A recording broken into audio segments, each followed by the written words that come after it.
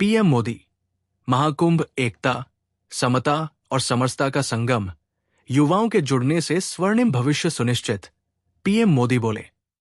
प्रधानमंत्री ने साल के पहले मन की बात कार्यक्रम में 25 जनवरी को मनाए जाने वाले राष्ट्रीय मतदाता दिवस का भी जिक्र किया। उन्होंने कहा कि ये दिन इसलिए अहम है क्योंकि इसी दिन भारतीय निर्वाचन आयोग की स्थापना हुई थी। प्रधानमंत्री नरेंद्र मोदी ने रविवार को महाकुंभ को एकता और समता समरसता का असाधारण संगम करार दिया। उन्होंने कहा कि हजारों वर्षों से चली आ रही इस परंपरा में कहीं भी कोई भेदभाव और जातिवाद नहीं है। आकाशवाणी पर हर महीने प्रसारित होने वाले रेडियो कार्यक्रम मन की बात की 101 कड़ी और साल 2025 की पहली कड़ी में अपने विचार साझा करते हुए उन्होंने महाकुंभ में युवाओं की बढ़ती भागीदारी का जिक्र किया।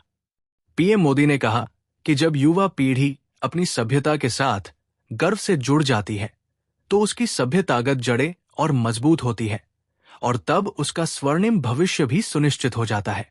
प्रधानमंत्री ने इस दौरान 25 जनवरी को मनाए जाने वाले राष्ट्रीय मतदाता दिवस का भी जिक्र किया। उन्होंने कहा कि ये दिन इसलिए अहम है क्योंकि इसी दिन भारतीय निर्वाचन आयोग की स्थापना हुई थी। पीएम मोदी ने कुंभ, पुष्करम और गंगा सागर मेले का जिक्र करते हुए कहा कि ये पर्व सामाजिक मेलजोल, सद्भाव और एकता को बढ़ाने वाले पर्व है।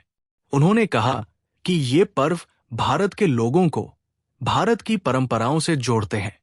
प्रधानमंत्री ने कहा, कुंभ में दक्षिण, पश्चिम और हर कोने से लोग आते हैं।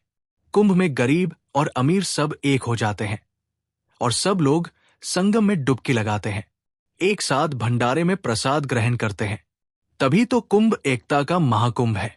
कुंभ का आयोजन हमें ये भी बताता है कैसे हमारी परंपराएं पूरे भारत को एक सूत्र में बांधती है। उन्होंने कहा कि इस बार कुंभ में युवाओं की भागीदारी बहुत व्यापक रूप में नजर आई है। उन्होंने कहा, जब युवा पीढ़ी अपनी सभ्यता के साथ गर्व के साथ जुड़ जाती है तो उसकी जड़ें और मजबूत होती है और तब उसका स्वर्णिम भविष्य भी सुनिश्चित हो जाता है। प्रधानमंत्री ने कार्यक्रम में पौष द्वादशी के दिन अयोध्या में राम मंदिर में रामलाल की प्राण प्रतिष्ठा की वर्षगांठ का भी जिक्र किया और कहा कि प्राण प्रतिष्ठा की ये द्वादशी भारत की सांस्कृतिक चेतना की पुनः प्रतिष्ठा की द्वादशी बन गई। उन्होंने कहा, हमें विकास के रास्ते पर चलते हुए ऐसे ही अपनी विरासत को भी सहेजना है और उनसे प्रेरणा लेते हुए आगे बढ़ना है।